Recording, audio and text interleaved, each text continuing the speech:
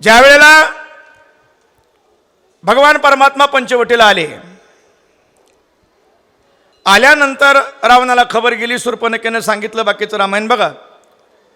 आणि रावण सीतेला नेण्याकरता येत असताना त्यानं राक्षसाच्या वेशात आला नाही.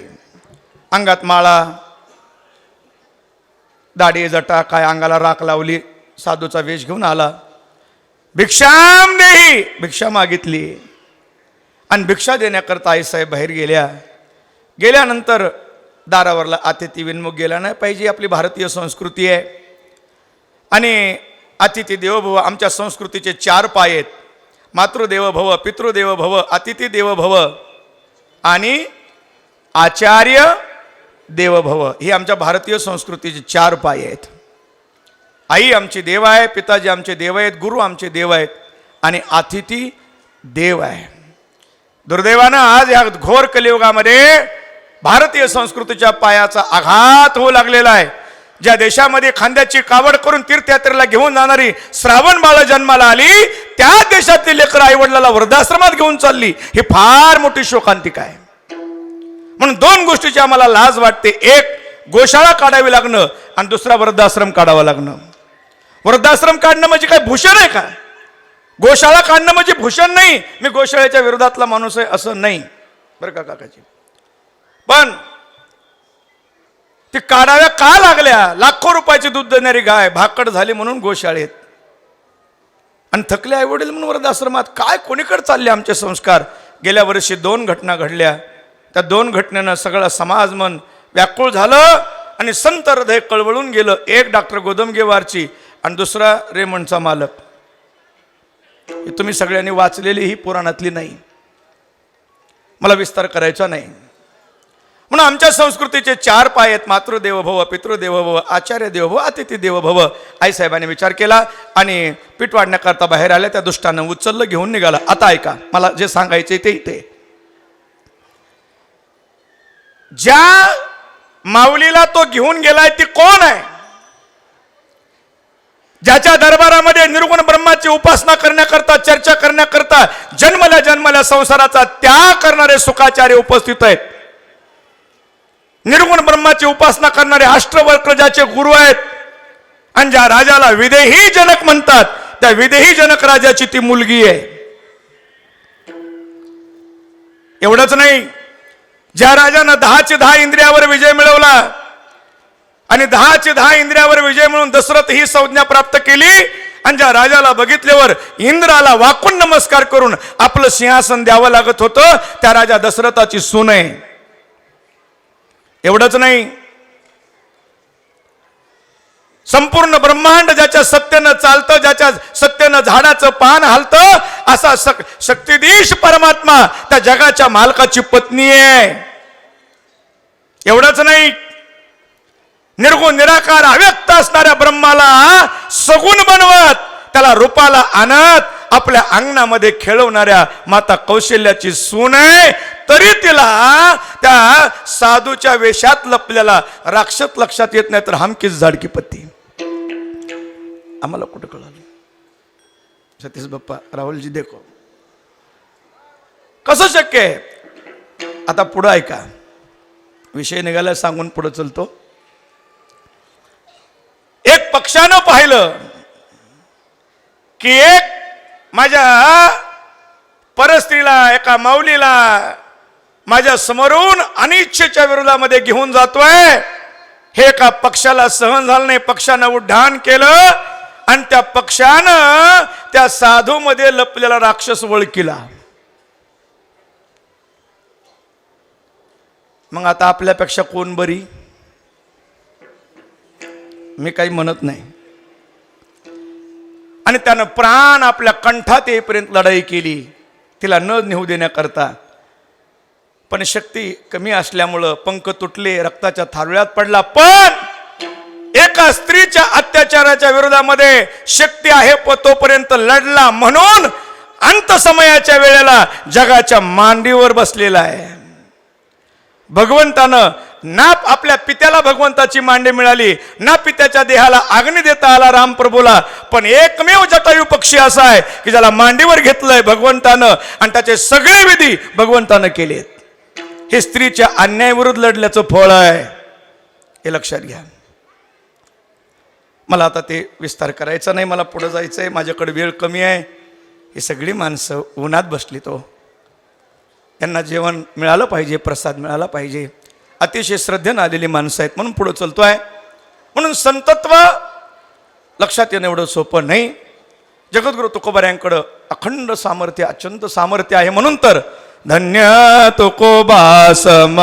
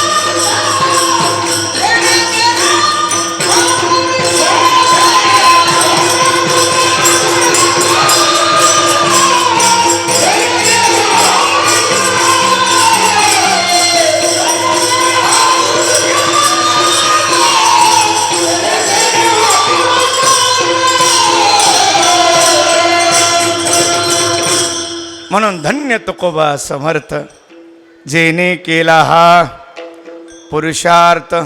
काय केलं महाराजांनी? हरिभजनी हे ढवळिले जग, चुकविला लाग कळी काळाचा. काय केलं आमच्या तुकोबाऱ्यांनी? हरिभजनी हे ढवळिले जग आणि चुकविला लाग कळी काळाचा. जगताला हरिभजनानं ढवळून काढलं, हरिभक्तीचा महिमा विशेष वाढविला, विरक्ती ज्ञानाचा ठेवा चुकविला.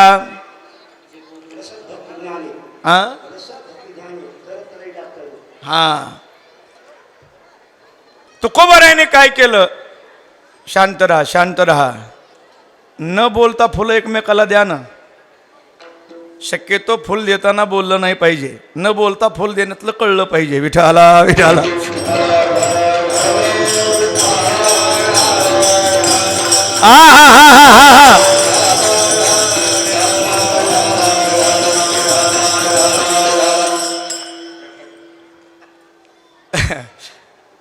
समझने वाले को समझ गई बात. तुकोबाऱ्यांनी संपूर्ण समाजामध्ये हरिभक्तीचा महिमा वाढविला. अनेक इंद्रियाच्या अधीन झाल्यामुळं दिनत्व आलेल्या समाजाला भक्तीच्या मार्गाकरता सामर्थ्यवान बनवलं. म्हणून तुकोबाराय समर्थ आहेत. माझ्या व्याख्या लक्षात घ्या, पुन्हा ऐका. तुकोबाराय का समर्थ आहेत?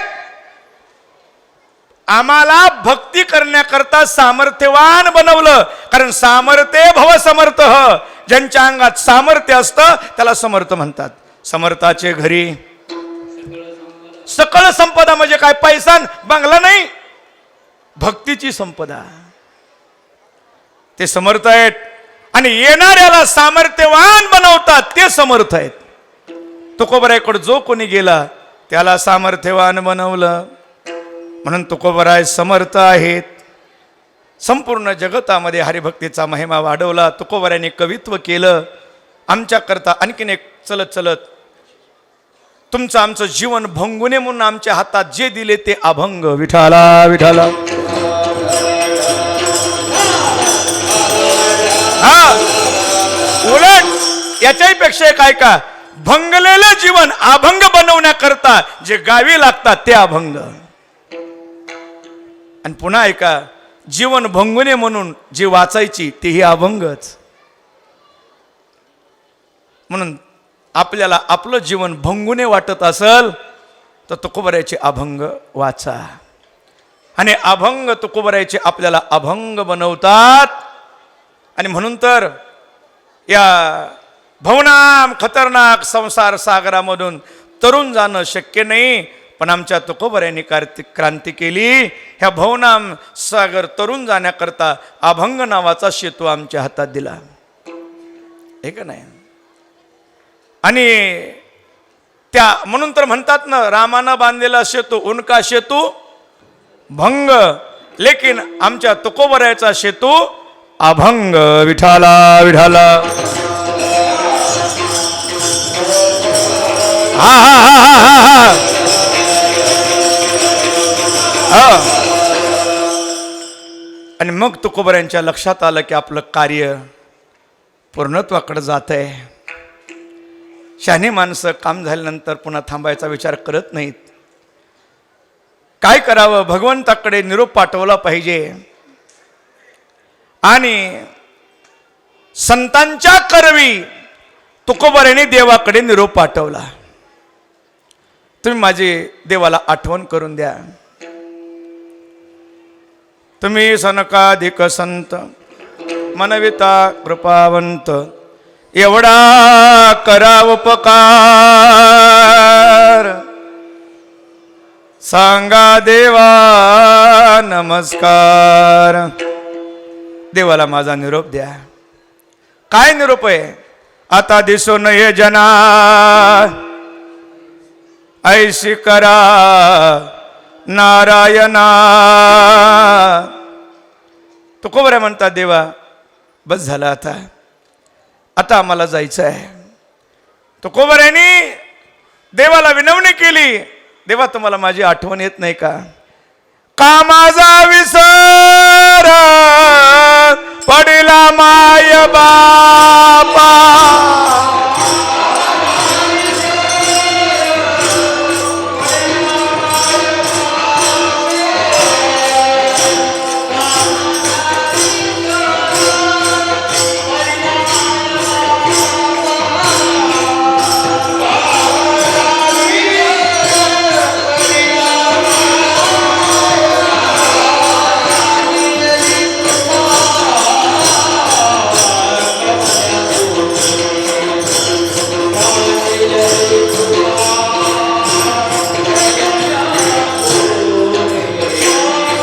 सांडिली चिंता हरिलोनी, सांडिली चिंता.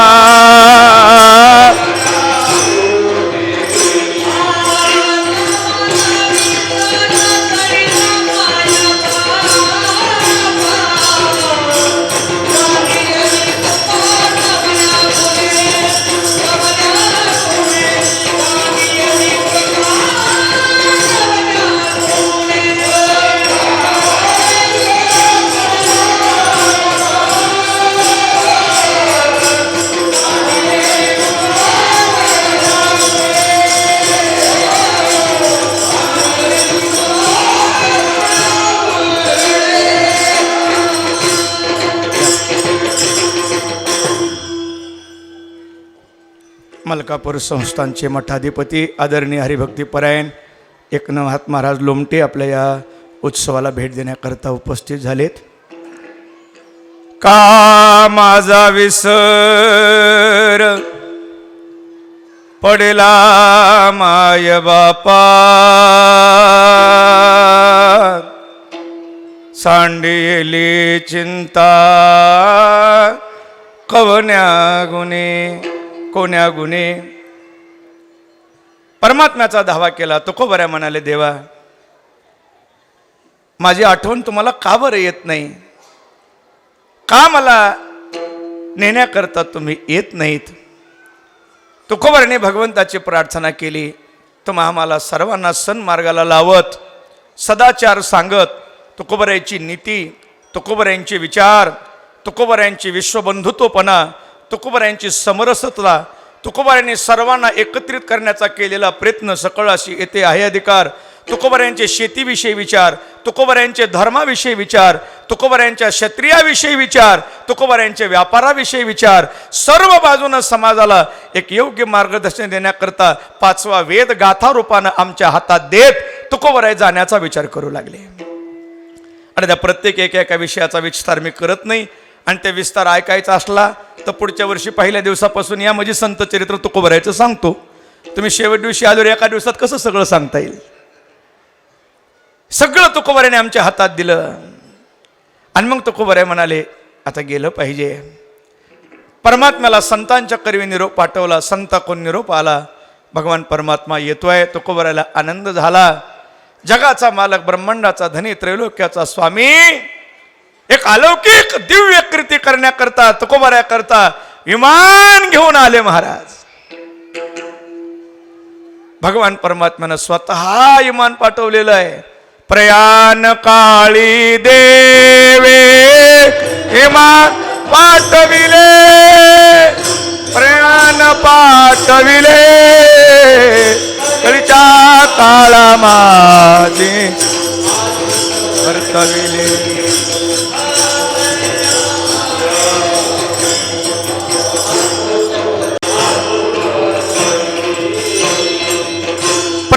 काळी देवे भगवान परमात्मा विमान घेऊन आलेले आहेत. हे तुकोबरायाचे अभंग आहेत. तुकोबरायाच्या चरित्राकडे पाहत असताना तुकोबरायाचे अभंगच पाहावे लागतात. दुसऱ्या कुणाच्या शिफारशी आणि दुसऱ्या कुणाच्या मान्यतेची गरज नाही. वारकरी संप्रदाय मान्य करत नाही. फक्त संतांचीच वचनं मानतो, दुसऱ्या कुणाचे मानत नाही. तुकोबराय त्यांच्या लक्षात येणं सोपंही नाही महाराज. काही माणसं म्हणतात कसं काय गेले. अरे तुकोबराय तुम्हाला काय माणसासारखे वाटले का. आहे का नाही. काय काय म्हणतात महाराज बघा. तुका भासला मानवी वेशधारी, परिहालिला विग्रही निर्विकारी. म्हणून तुकोबराय स्वतः म्हणतात ना, तुका म्हणे नव्हे दिसतो मी तैसा. उलट तुकोबराय स्वतः म्हणलेत नाही आम्हा येणे जाणे लागत, आम्हाला यावा जावं लागत नाही, आम्ही पूर्ण ब्रह्मरूप आहेत. हे तुकोबरायांची अवस्था आहे. आता मला विस्तार करायचा नाही. तुकोबरायाने भगवान परमात्मा विमान घेऊन आले. महाराज लिहितात वाडवेळ झाला उभा पांडुरंग,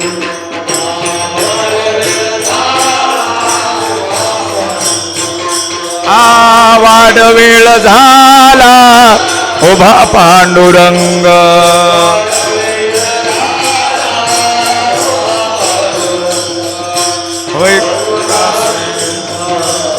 बोलावे तो वैकुंठा श्रीरंग.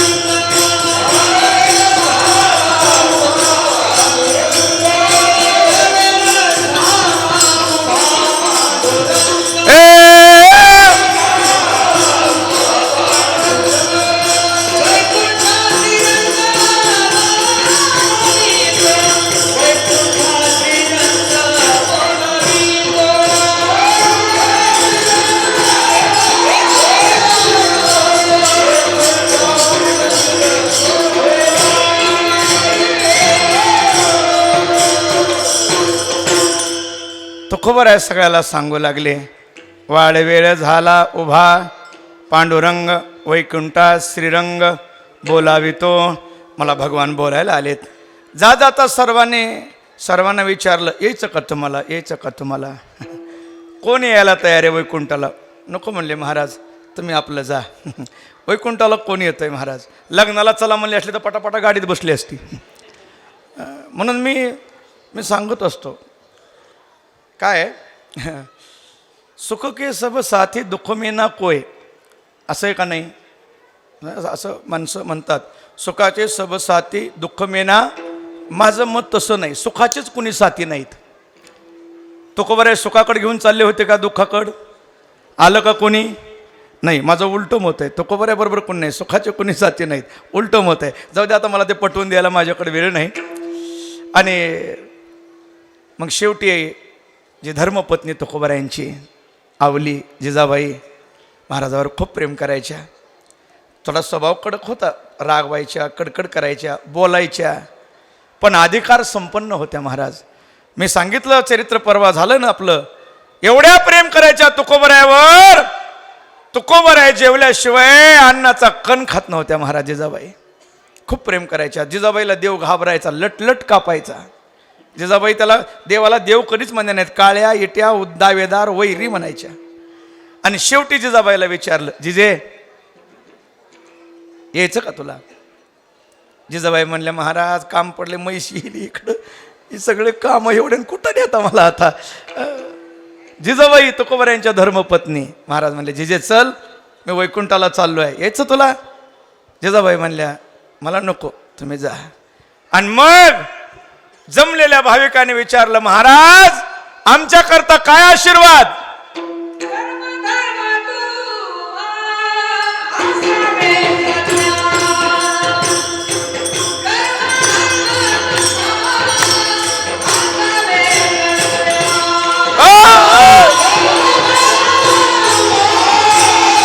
असावे कल्याण.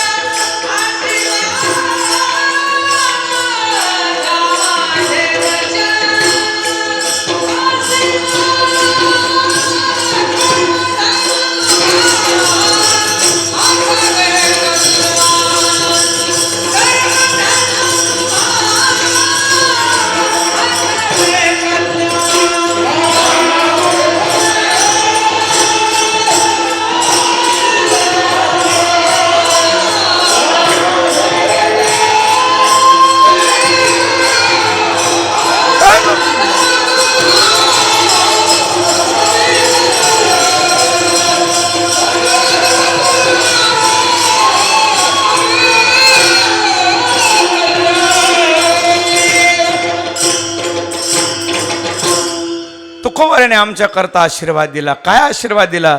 कर्म धर्म तुम्हा असावे कल्याण. तुमचं कल्याण पण कसं? तुम्ही जसं कर्म करताल तसं.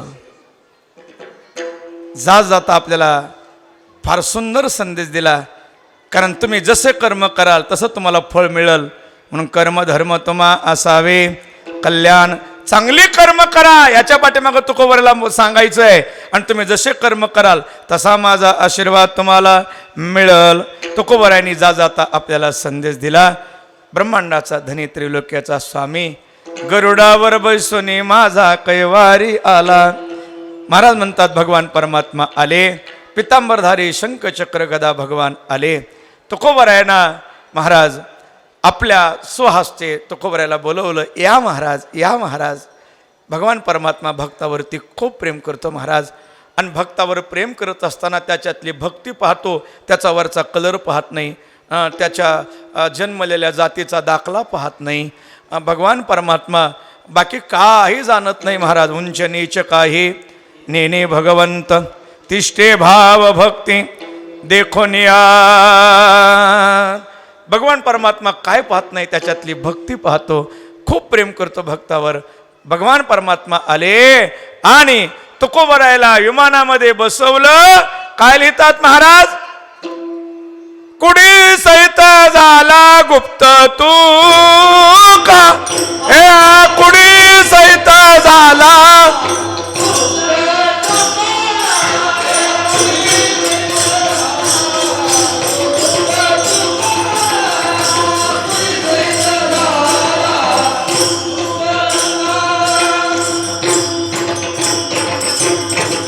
पुंडलीकर हरी विठ्ठल श्री ज्ञानदेव श्रीमंत श्री जगद्गुरु तुकाराम महाराज की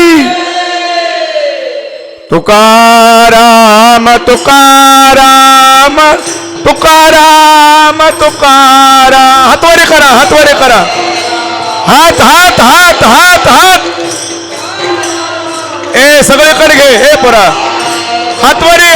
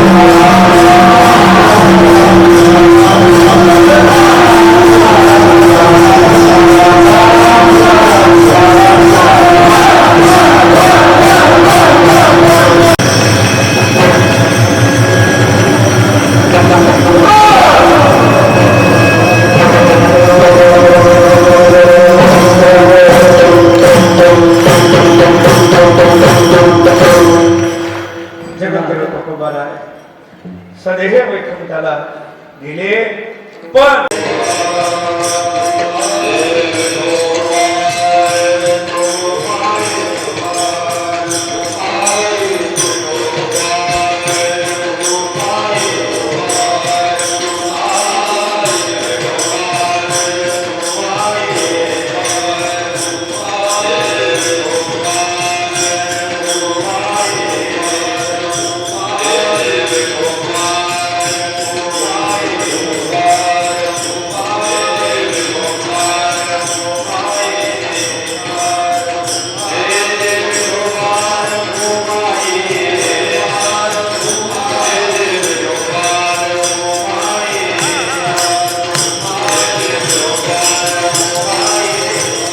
हा हा हा हा बार बार घुमाई हा हा हा हा हा बार घुमाई बार घुमाई बार घुमाई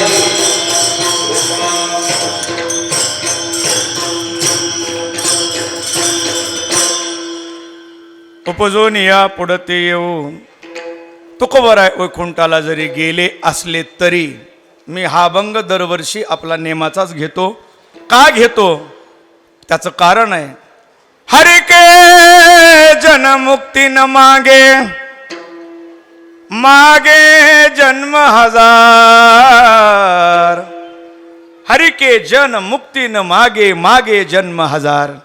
संत मुक्ती मागत नाही तुका म्हणे मुक्ती परनिली नोवरी. आम्ही मुक्तीचा स्वीकार करणार नाहीत.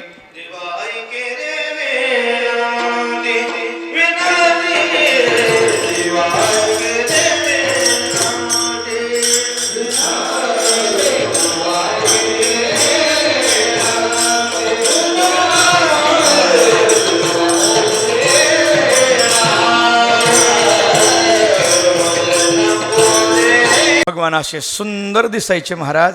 आहा नीलमण्याचा प्रकाश भगवंताच्या चेहऱ्यावर पडला की अधिकच भगवान खुलून दिसायचा. आधीच तर सावळा होता.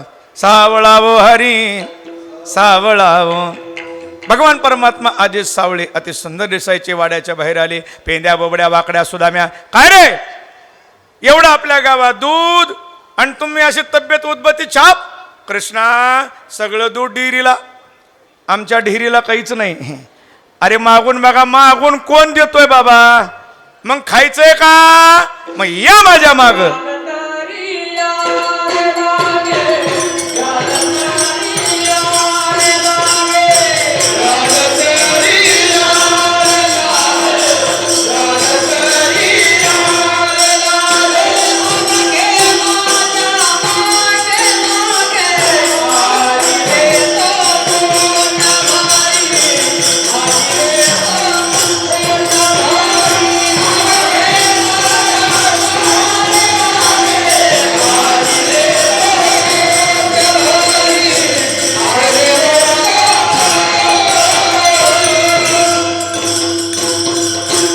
या माझ्या पाठीमागं या, पोटभर खायला देतो. रोज एका वाड्यावर जायचं, पण कोण्या वाड्यावर? घर पाहोन नवनीताचे, एकांताचे नवविधा भक्तीचे. एकांताचं घर, नवविधा भक्तीचं घर पाहायचं. त्या घरामध्ये जायचं. काय करायचं? शिंके तोडायचे, गाडगे फोडायचे. डेरा दंभाचा फोडीला. डेरा कुठला फोडायचा? अहंकाराचा डेरा, आहे का नाही? मग त्या सगळ्या गवळणी एका जागेवर आल्या. यशोदा मैयाकडे आल्या. मैया, तुझ्या कृष्णाला काहीतरी सांग. का ग? का म्हणजे फार खोड्या करायला लागलाय. याच्या खोड्या सांगू किती, महीपत्र सिंधू आटे. हे फार खोड्या करतोय. काय केलं यानं? काय केलं? एक खोडे का सांगायला? यशोदा, परवा आला मुच्या घरा, दारे निजला होता, उचलोनी ताकाचा. तुझ्या कृष्णेनं 80 लिटर ताकाचा डेरा उचलला म्हाताऱ्याच्या ढेरीवर. मग खाल्लेलं होतं म्हणून, खाल्ले पिल्लेलं असल्यामुळं जगलं, नाही तर कचकलं असतं तर. यशोदा म्हणले जास्त बोलायचं नाही. माझं लेकरू किती वर्षाचं आहे?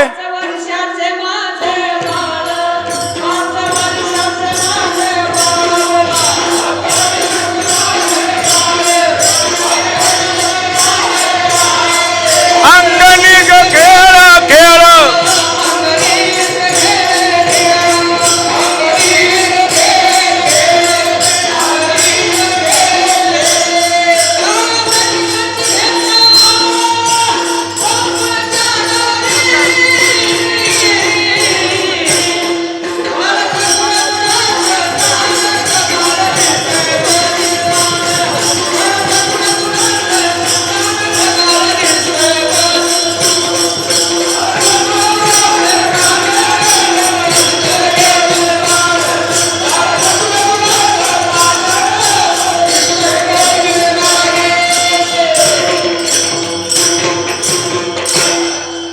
यशोदा म्हणले तुला पटतं का ग काही बोलायला?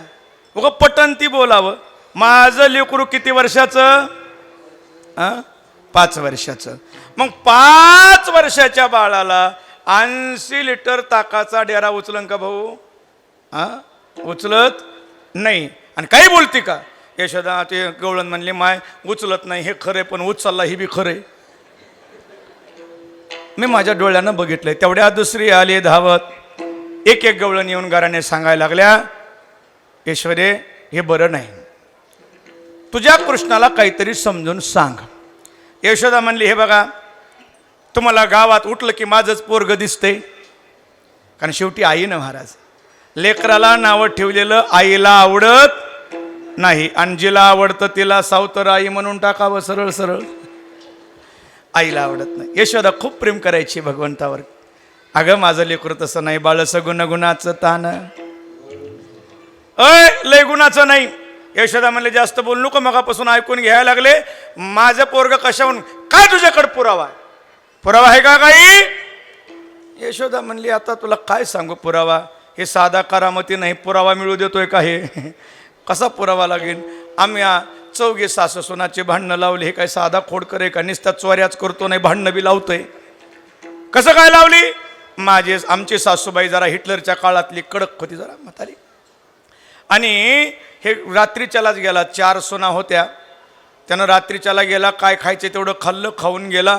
आणि 4ही सुनाच्या तोंडाला लोण्याच्या मिशा काढल्या.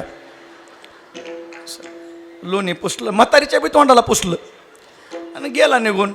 आता त्या काळात राष्ट्रपती राजवट, पहाटे उठावं लागायचं, दळण दळायचं, सडा सगळं आंघोळ करून, सडा काढून, दारावर रांगोळ काढून सूर्य भगवंताची प्रार्थना करायची, हे भगवान मेरे आंगन में पधारो. आता मात्र बदली झाला कार्यक्रम. आता त्यालाच वाट बघावी लागते, ही कधी उठते. ती खिडकीतून वाकू वाकू बघते, उठलेत का, आहेत का गेले आणखीन. आणि मग तापायला लागले विनाकारण कवाबी. काय करीन बिचार. पहाटे उठा लवकर. खुशाल झोपल्यात. एक सून बाहेर आली. जेव्हा तोंडाचं लोणी बघितलं, आणि जेव्हा सासूबाईचे तळपायाच्या मस्तकाला जेव्हा हरिपाठ चालू झाला, हरिपाठ चालू झाला का, ते हरिपाठ उतरंडीचा होता स्पेशल.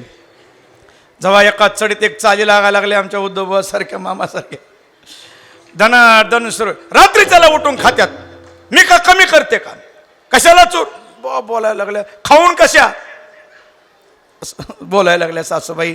चारीच्या चारी सोना गप. ते लहानी जरा थोडी आगाव होती. लहानी म्हणली थोरलीला जाऊला, म्हणले म्हातारी लय बोलायली, पण तिचं बी तोंड बघ भरलेलं आहे. ते थोरली म्हणली हे बघ महागारी बोलू नको, बोलून बोलून सासू किती बोलणार आहे, महागारी बोलायचं नाही. आपण जर महागारी बोललो तर लोक नावं ठेवतील, फलाण्याच्या मुली महागारी बोलतात, आपल्या आईवडिलाला खाली मान घालावे लागेल, नको आपलं गब्बस. त्या काळामध्ये भीती होती कुणी नावं ठेवल महागारी बोलल्यावर म्हणून. आता तसं नाही, आता कोण आधी बोलतंय.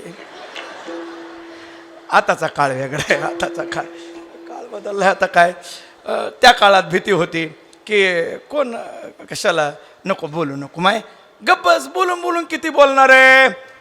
पण म्हातारी काही गप्पत बसाना. लहानी सून म्हणली न बोलता दाखवू का सासूला, बोलत नाही पण दाखवून देते म्हणली. मग थोरली म्हणली न बोलता दाखव पण महागारी बोलू नको. म्हणली ठीक आहे काय हरकत नाही. ते पळू गेली, मोठा आरसा घेऊन आली, अशी उभा राहिली. म्हातारी तिकडून महागारी फिरली, रात्री त्याला उठून खातात, खाय ना का, खाल्लं तर खाल्लं पण दोडाच्याला तोंडाचं पुसायचं तरी कळतंय का, असं म्हणायला ना आरशात बघायला माय माझ्या बी तोंडाला लागलंय. लहानी सून हळूच म्हणली सासूबाई किती वाजता उठला होता तुम्ही. सासू म्हणली माझं मला तुमचं तुम्हाला बघा लागा कामाला, विठाला विठाला. हा हा हा हा हा. नाना प्रकारच्या घराने यशोदेला सांगू लागल्या गवळणी. यशोदेनं जवळ बोलवलं आणि सांगितलं कृष्णा का चोऱ्या करतो.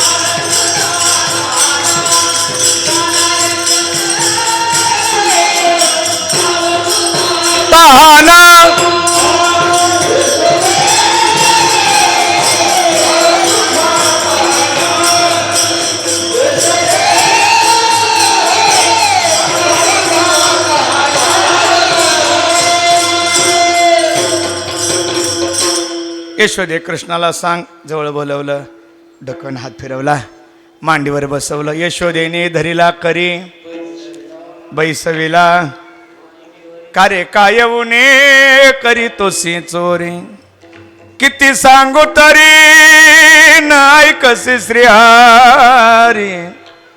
कन्हैया लाला का चोऱ्या करतो, का का काय कमी कशा करतो, खोड्या करतो रे लाला.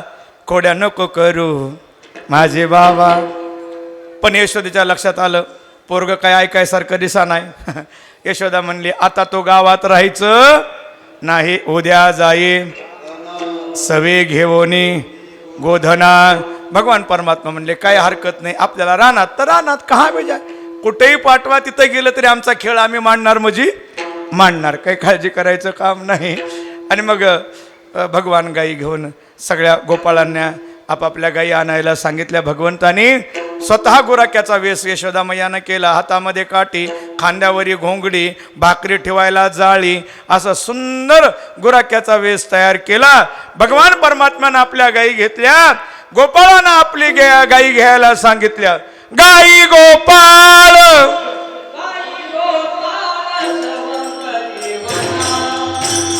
गायी गोपाळ सवंगडी, गाई गोपाळ सवंगडी वना, गाई गोपाळ सवंगडी वना, गाई गोपाळ सवंग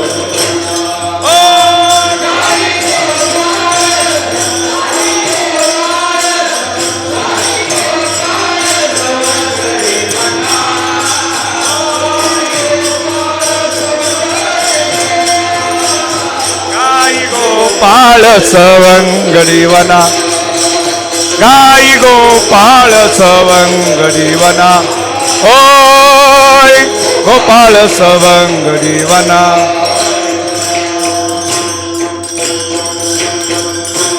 घेऊन या खेळे नंदाचा काना गाई गोपाळ सवंगडी वना भगवान परमात्मा गाई घेऊन वनामध्ये गेले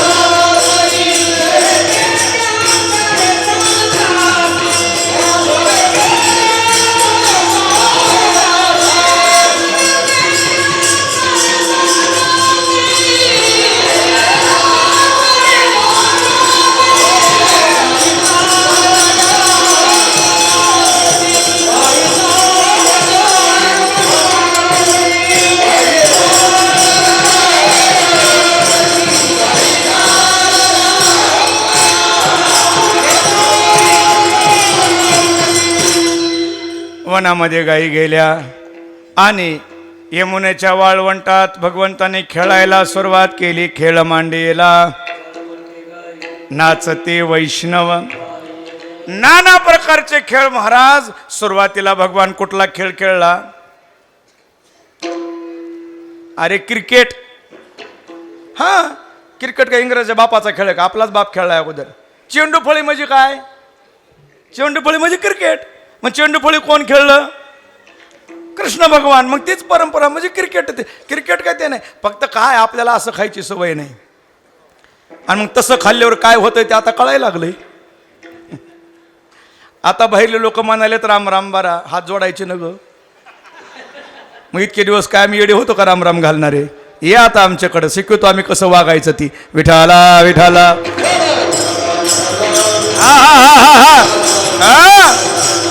जगामध्ये सर्वश्रेष्ठ आणि विज्ञानवादी आमची संस्कृती आहे. आता मला वेळ कमी आहे. प्रत्येक गोष्टीला आम्ही जगाला विज्ञान दिलंय. जेवणात, वागण्यात, बोलण्यात, आतिथ्य करण्यात, सगळ्या गोष्टीमध्ये विज्ञानानं दिलंय. फक्त आम्ही विज्ञानाच्या जोडीला प्रेमळ भक्तीची जोड लावली आणि आमची प्रेमळ भक्ती तुमच्या डोळ्याला दिसली नाही म्हणून ढोंगी पुरोगामावाले आम्हाला अंधश्रद्धाळू म्हणू लागली. आणि आता त्यांना कळायलं की आम्ही किती डोळस आहेत ते. विठाला विठाला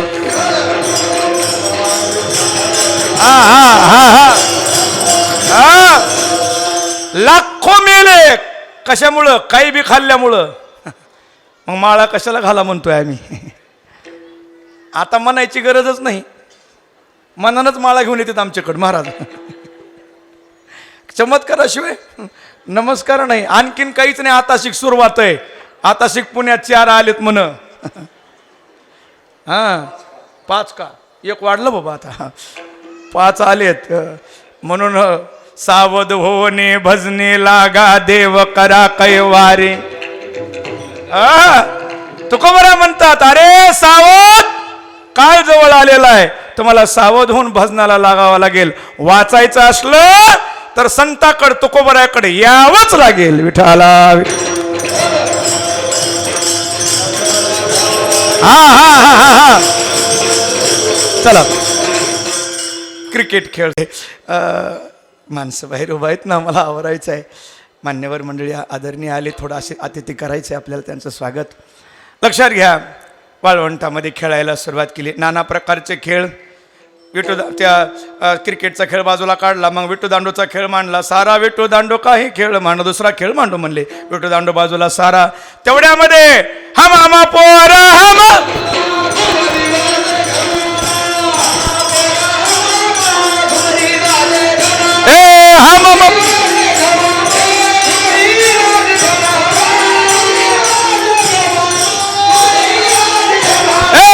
हम पोरा हम पोरा हम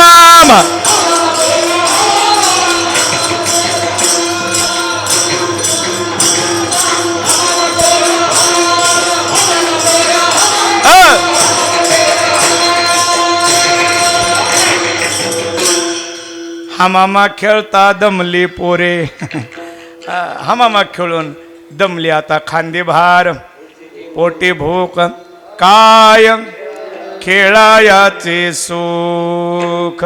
म्हणले चला वळवू गाई बैसो जेवू एके ठाई. चला आपापल्या गाई वळवून आणा आपल्या आपल्या शिदोऱ्या आणा.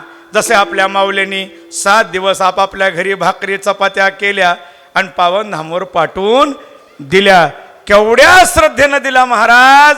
या माऊल्यांच्या करता एकदा टाळ्या वाजविल्या पाहिजेत. एवढ्या श्रद्धेनं एवढ्या भावनेनं या माता माऊलीने भाकरी चपात्या दरवर्षी देतात. नारळ प्रसाद घेऊन जातात आणि पुन्हा दरवर्षी तेवढ्याच आतुरतेनं येतात. खरोखर माऊल्यांना द्यावे तेवढे धन्यवाद. भगवान म्हणले आणा शिदोऱ्या. सगळ्यांनी आपल्या आपल्या शिदोऱ्या एकत्र केल्या. म्हणले काला करायचा कुठं शेवट चरण.